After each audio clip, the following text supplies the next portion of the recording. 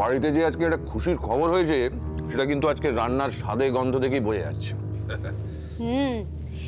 কিন্তু যার আজকে সব থেকে বেশি খুশি হওয়ার কথা সেই আজ বাড়িতে নেই। কে? মিহির? তা সে গেছে কোথায়?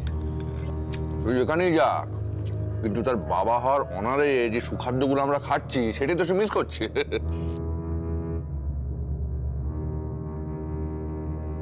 তুমি জানো না বৌমা, মিহির কিছু বলে যায়নি?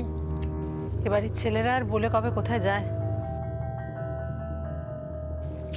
অদ্ভুত ব্যাপার, বিয়ে করে কাজকর্ম সব লাটে তুলে দিয়ে বাড়িতে বসে কাটালো, আর এরকম একটা সুখবরের পর বাড়ি থেকে বেরিয়ে চলে গেল।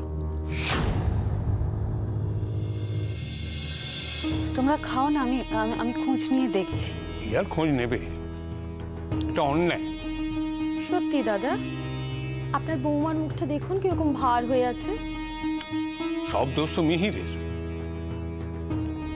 কোথায় বাবা হতে যাচ্ছে, দায়িত্ব কেন আর বাড়বে, তা না হুট করে বাড়ি থেকে বেরিয়ে চলে গেল। সে তো বেরিয়েছে অনেকক্ষণ, এই তো ফিরে আসবে মনে হয়। কিন্তু ও বেরোতে গেল কেন?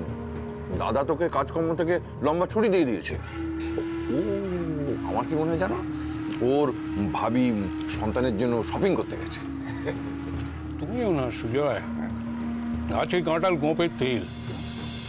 আরে এই তো সবে জানা গেল, এখনো তো 7-8 মাস দেরি। তা অবশ্য ঠিক। এর মধ্যে কত কিছু ঘটে যেতে পারে।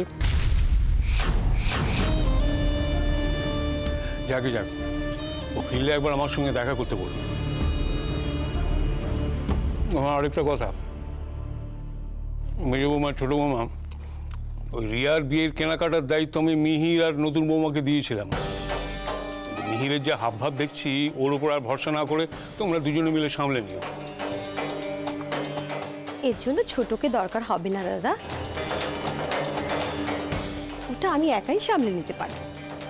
না না, পরশু এনগেজমেন্ট, একা চাপ নিও না, হাতে হাতে করলে সব সময় মতো হয়ে যাবে। সময়টা খুব গুরুত্বপূর্ণ, সেটা মাথায় রেখে সব কাজ করো।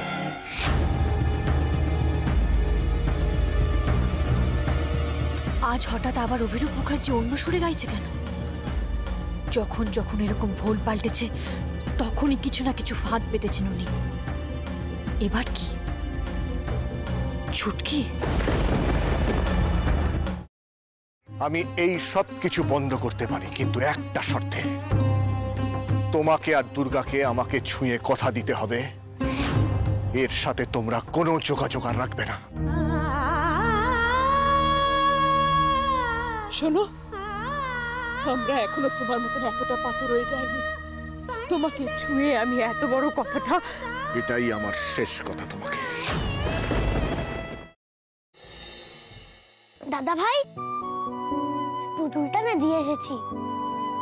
আস্তে, একেবারে বজরংবলী আন্টির হাতে দিয়েছো তো? না, আমরা তো দরজা দিয়ে গড়িয়ে দিয়েছি, ঘরে তো ঠাম্মু ছিল তাই ঢুকতে পারিনি। মা ঘরে ছিল? এ বাবা, যদি মার হাতে পড়ে তাহলে তো মুশকিল।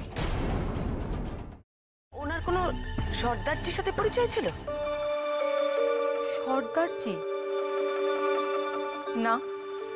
ঠিক আছে, আমি তাও বলবো আপনারা একটু ঠান্ডা মাথায় ভাবুন। আসলে আমার জানাটা খুব দরকার। আমি তাহলে আসি, কিছু মনে পড়লে আমাকে অবশ্যই জানাবেন। আচ্ছা।